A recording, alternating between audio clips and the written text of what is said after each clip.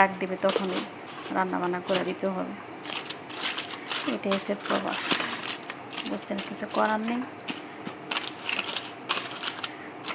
রাত দিন 24 ঘন্টায় মনে করেন দৌড়ের উপরে থাকে, এরপরে মন পাওয়া যায় না, বুঝছেন? এই হচ্ছে কথা।